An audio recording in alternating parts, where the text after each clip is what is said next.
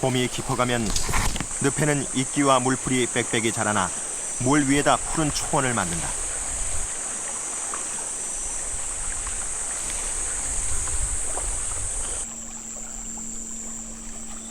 쇠살모사가 사냥을 나왔다. 한국 땅에 서식하는 독사의 대표격이다. 놈은 주로 개구리나 들쥐를 잡아먹는 것으로 알려져 있다.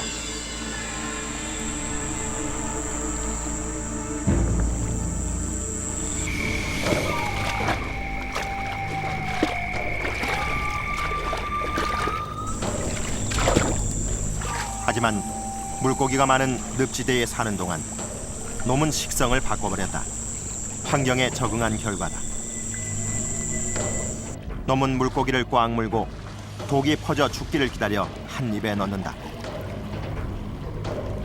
뱀은 턱관절이 없어 입보다 서너 배 큰 먹이도 너끈히 삼킨다.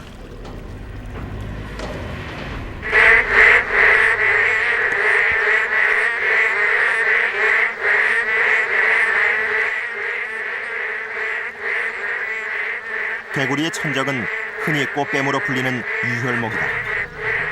낼름거리는 혀로 냄새를 맡아 먹잇감을 찾아낸다.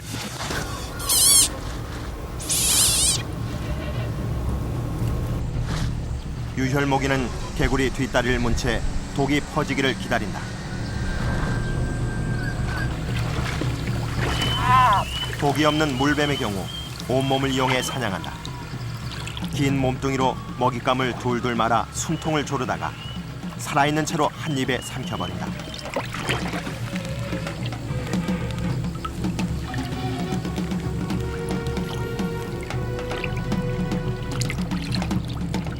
약육강식.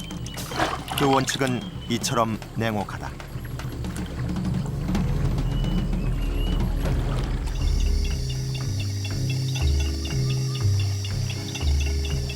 약자들은 살아남기 위해 묘책을 쓰기도 한다. 두꺼비는 천적을 만나면 배를 잔뜩 부풀리고는 팔굽혀펴기를 한다. 동작이 느려서 도망가지 못하는 대신 상대를 위협해 위기를 모면하기 위한 전략이다.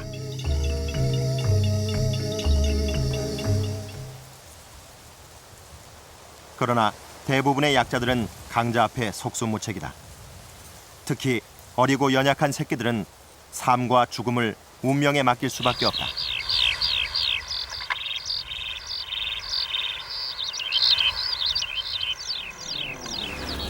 누룩뱀은 초원의 무법자다.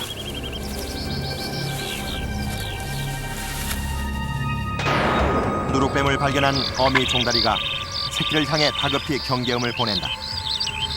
어미의 소리를 들은 새끼는 죽은 척 엎드린다.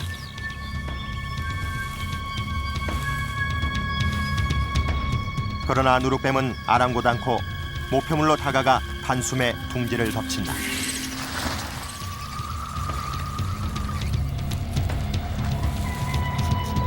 어미는 다급한 날개짓만 되풀이할 뿐이다. 아직 숨이 붙어있는 어린 것을 누룩뱀은 매정하게 집어삼킨다. 한 줌의 동정도 끼어들 여지가 없다. 살아있는 생태계는 결코 평화롭지 않다.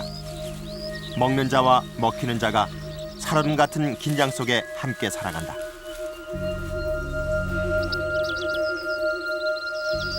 그들은 다만 거대한 질서 속의 일부로 존재할 뿐이다.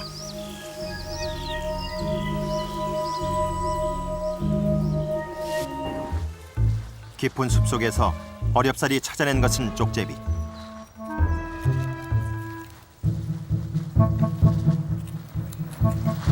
뛰어난 사냥꾼으로 알려져 있던 녀석이 염치 좋게 새 둥지를 털고 있다.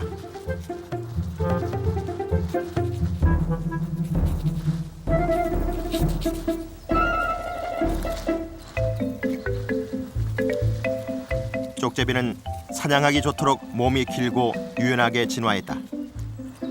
후각과 청각도 매우 예민하다. 주로 등줄지, 시궁지와 같은 설치류를 사냥해 생태계 균형을 유지한다. 그런데 이 녀석은 사냥을 포기하고 새알 도둑질을 선택한 것이다.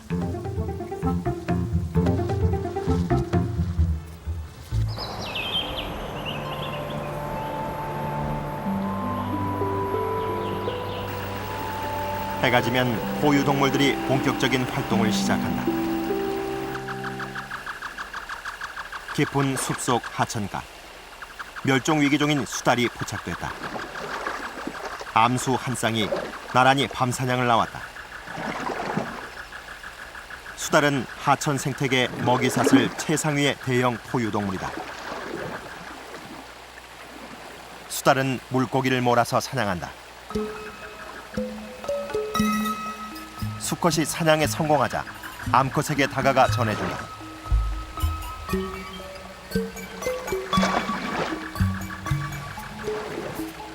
수달 부부는 물가 바위 틈새와 나무 뿌리 밑에 구멍을 파고 보금자리를 튼다. 밤이 되면 하천에서 헤엄도 치고 사냥도 하며 해 뜨기 직전까지 물속에서 보낸다.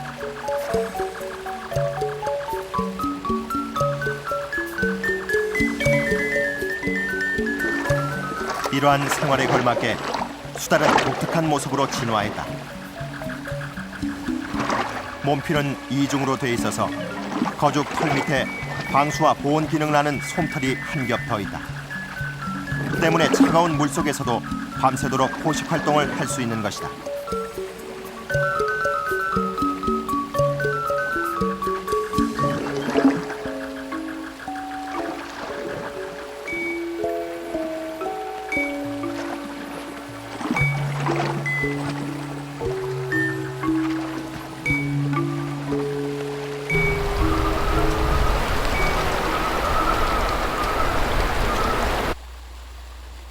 밤이 깊은 하천가에서는 또 다른 포유동물을 만날 수 있다.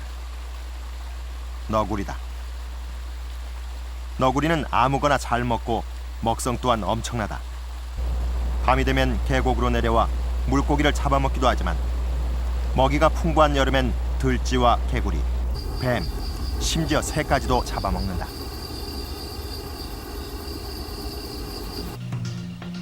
사냥이 시작됐다.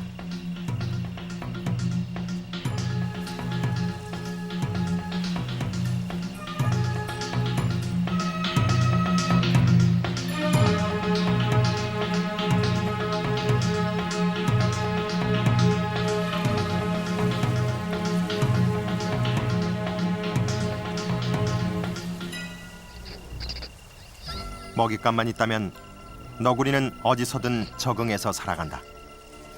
서울에 있는 한 고궁. 밤이면 시궁지들이 먹을 것을 찾아 소리 없이 돌아다닌다. 하지만 너구리는 작은 소리에도 민감해서 사냥감을 쉽게 찾아낸다.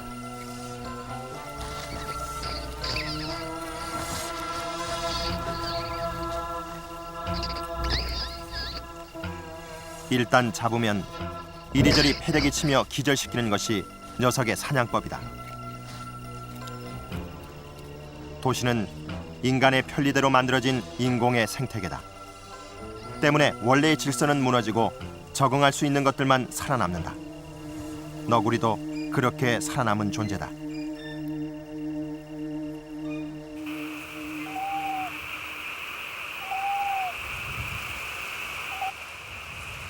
밤 깊은 산중. 야행성 맹금류들이 사냥을 시작한다.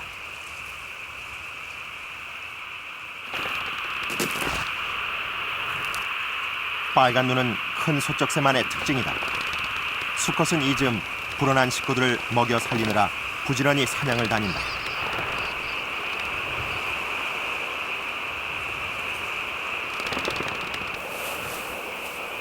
둥지 속엔 암컷이 갓 태어난 어린 것들을 품고 있다. 하지만 쥐 한 마리로는 삼형제의 먹성을 채우기에 부족하다.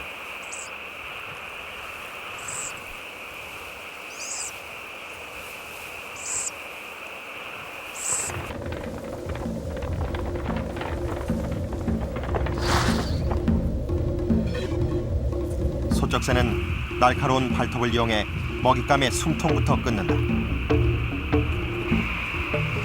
야행성 맹금류들은 깜깜한 곳에서도 멀리 있는 사냥감을 감지해낼 수 있다. 밤사냥에 적합하도록 시각과 청각이 발달해 있기 때문이다.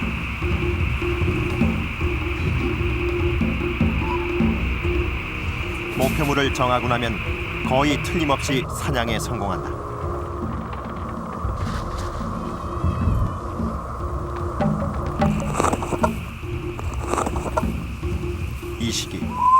수컷은 보통 때의 3배 이상 사냥해서 먹이를 날라야 한다.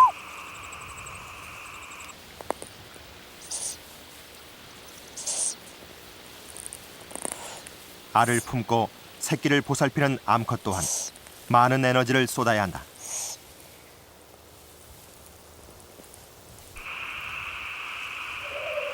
큰 소쩍새의 둥지 근처 올빼미가 나타났다. 올빼미는 얼굴이 평평해서 정면만 볼 수 있다. 그래서 고개를 180도로 돌리며 사방을 살핀다. 올빼미가 발견한 것은 큰 소쩍새의 새끼들. 어미의 보살핌에 제법 자라서 스스로 둥지를 빠져나온다.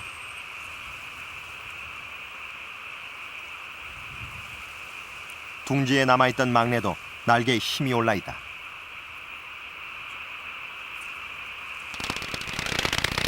막내도 둥지를 떠난다. 올빼미가 노린 순간이 바로 이때다. 올빼미는 둥지를 빠져나온 어린 소쩍새를 단숨에 덮친다.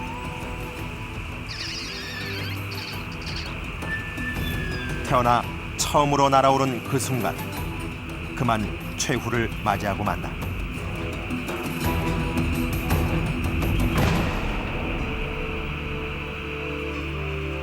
살아남은 새끼들은 점차 어린 티를 벗고 밤 사냥꾼의 면모를 갖춰가고 있다. 녀석들은 이제 그들의 부모가 그래왔듯이 밤마다 이 숲에서 일어나는 은밀한 일들의 주인공이 되어 숲의 침묵을 조용히 내려다볼 것이다.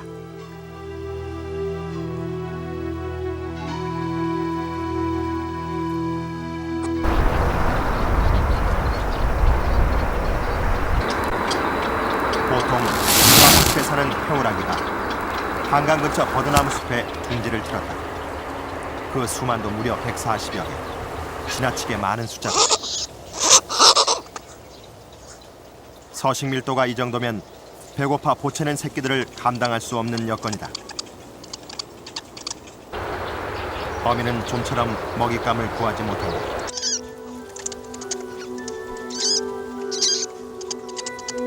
새끼들만 남은 둥지 속 이상한 행동이 포착됐다.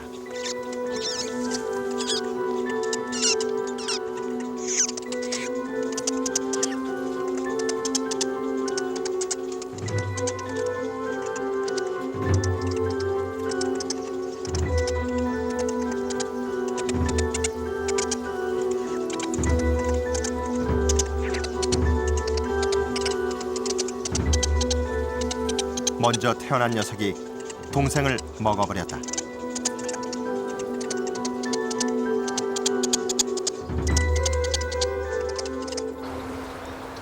인간의 상식으로는 이해할 수 없는 행동이다. 다만 먹이가 부족해서 본능적으로 살아남으려는 결과가 아닐까 추측해볼 뿐이다.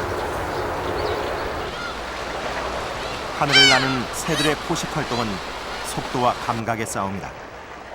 그 싸움의 최강자는 맹금류. 그 중에서도 매는 놀라운 사냥수를 갖고 있는 최고의 사냥꾼이다. 사냥감을 포착하면 매는 몸을 아래로 내리꺾어 저공 비행을 시작한다. 매의 최고 속도는 시속 300km. 초고속으로 수직 강하에 날던 새를 낚아챈다.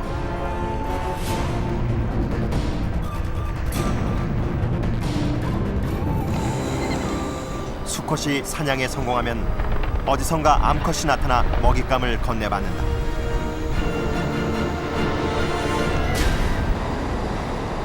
먹이를 챙긴 암컷은 둥지로 날아간다.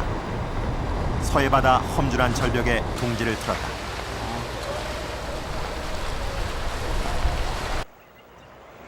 새끼가 한창 자라고 있다. 암컷은 수컷에게 받은 먹이를 찢어 새끼를 먹인다. 이것은 암컷만 갖고 있는 능력이자 역할이다.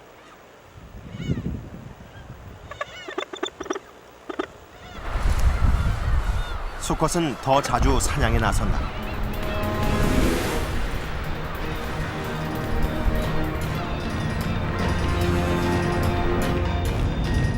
매는 뛰어난 시력을 갖고 있다.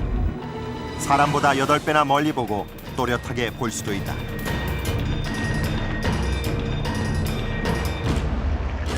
매는 단 하나의 표적에 눈을 고정시키고 정확히 몸을 내리꽂는다. 이러한 매의 기습 공격에 무리 속의 새도 꼼짝없이 당하고 만다.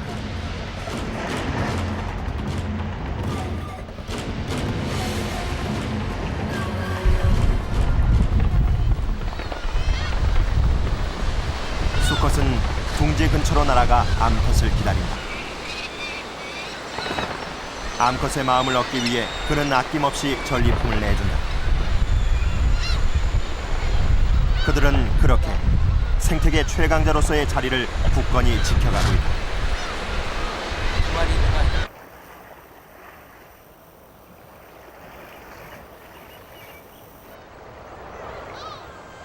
바다 위를 날아다니는 이 녀석은 물고기 사냥의 명수 솔개다. 바람을 타고 유유히 날면서 물속을 노려보다가 사냥감이 떠오르는 순간 그대로 곤두박질 친다.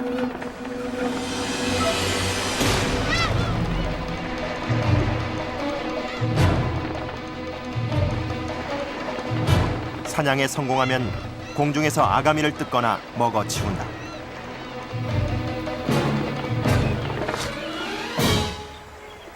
나머지는 나뭇가지로 옮겨가서 조금씩 쪼아 먹는다.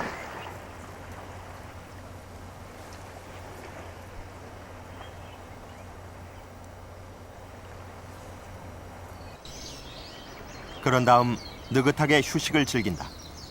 대부분의 포식자들이 그렇듯 먹을 만큼만 사냥하고 필요 이상 욕심부리지 않는다. 야생동물의 포식 활동에는 인간의 상상을 초월하는 치밀한 전략과 전술이 숨어있다. 사냥은 결코 단순하지 않다. 그것은 힘과 속도로 결정되는 순간 포착의 과학이다.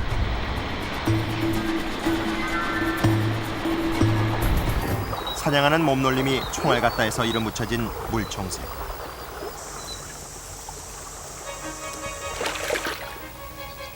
목표물을 정한 다음 총알같이 물속으로 뛰어든다. 녀석의 사냥 비법은 속도다.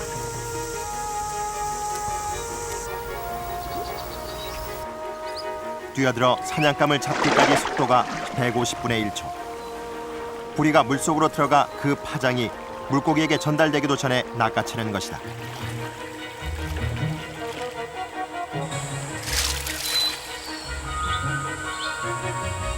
사냥한 물고기는 나뭇가지에 내리쳐 기절시킨 다음 한 입에 삼킨다.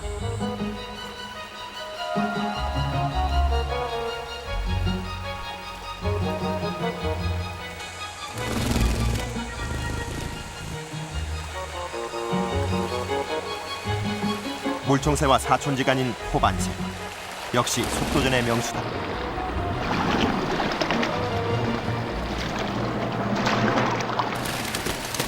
여름 숲에서 새들은 저마다 다양한 사냥수를 자랑한다.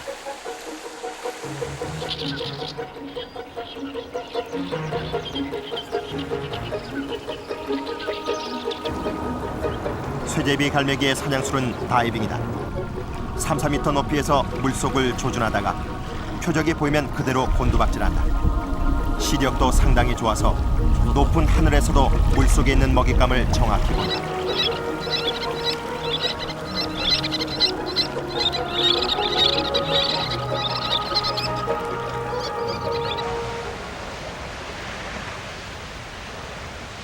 바다에서 사는 새들 중엔 바다 사냥을 위해 몸 구조가 독특하게 진화한 새들도 있다.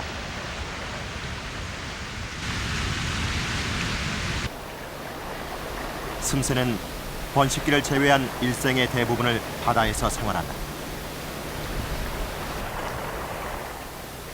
슴새는 특이하게 발에 물갈퀴가 있다. 그래서 파도를 스치듯 바다 위를 누비며 떠오른 먹잇감을 낚는다.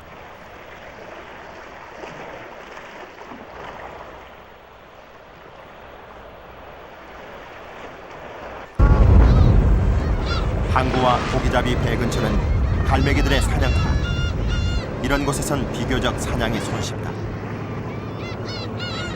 녀석은 주로 물 위에 떠다니는 것들을 먹는데 죽은 물고기나 사람들이 버린 물고기 내장도 가리지 않는다. 그래서 갈매기는 항구를 떠나지 않는다.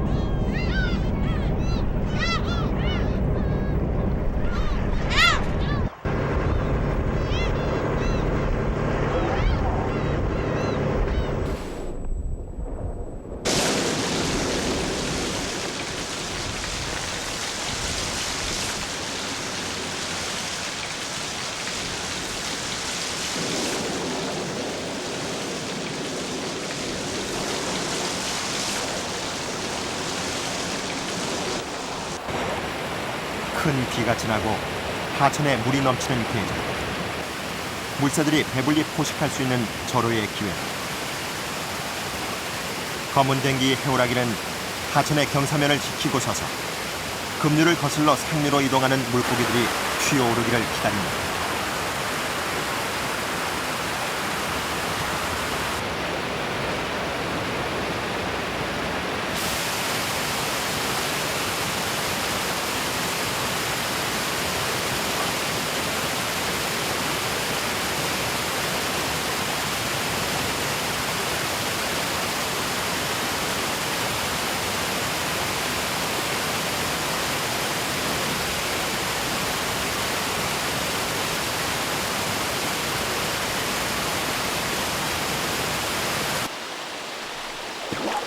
용케 살아남은 물고기들은 사력을 다해 험난한 여행을 계속한다. 하지만 또 다른 포식자들이 이들을 기다리고 있다.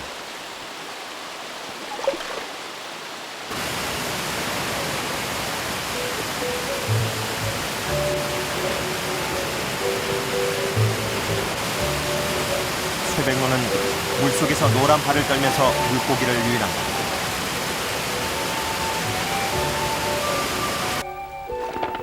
황새는 작살처럼 날카로운 부리로 얕은 물속 먹잇감을 내리찍는다.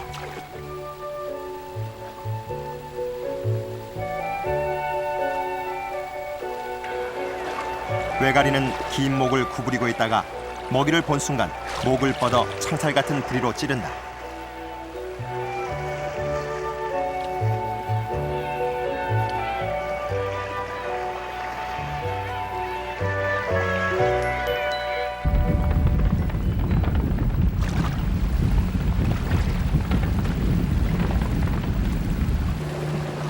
저 새는 주걱 모양의 넓적한 부리를 갖고 있다.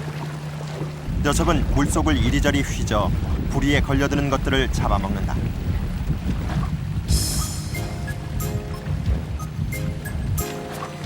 사냥에 성공하려면 부리에 물고기가 채일 때까지 사방으로 움직여야 한다. 그러다 보니 녀석의 사냥 모습은 마치 춤을 추듯 종횡무진이다.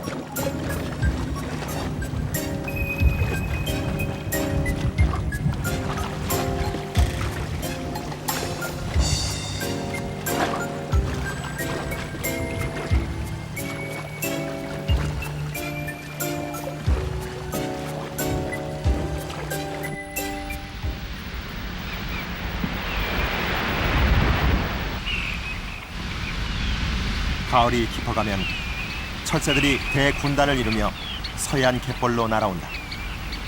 단지 본능이 이끄는 대로 이때가 되면 어김없이 이곳으로 온다.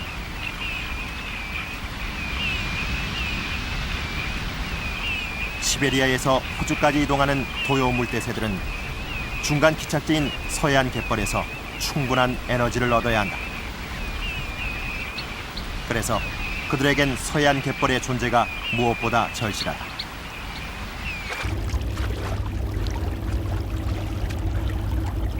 뻘 속에 개와 개치렁이를 주로 먹는 도요새들은 뻘 속에 집어넣기 좋도록 부리가 길고 가늘다. 뻘 속 생물의 움직임도 감지할 만큼 부리 끝의 감각도 예민하다.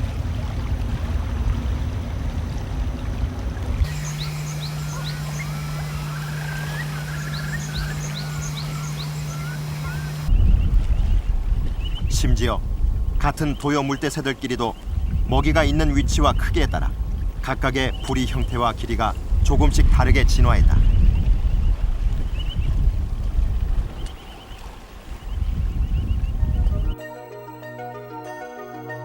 알라꼬리 마도요는 아래로 길게 휜 부리를 이용해 뻘 속 깊이 숨어있는 큰 개들을 찾아낸다.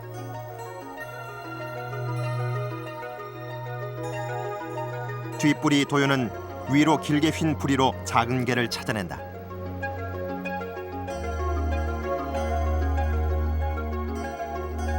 몸집이 큰 민물 도요의 부리는 개지렁이를 집어내기 좋도록 적당히 길고 단단하다. 왕눈 물대새는 갯벌 위로 기어나오는 개지렁이를 쪼아먹기 때문에 부리가 짧다.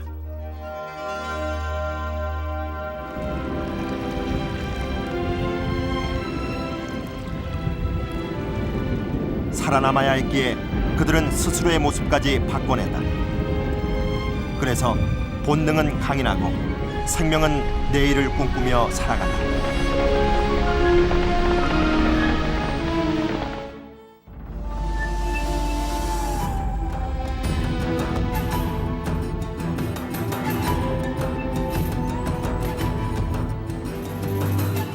일생을 먹고 먹히며 살아가는 야생동물들의 세계는 얼핏 잔인하고 냉혹하기만 보일 수도 있다.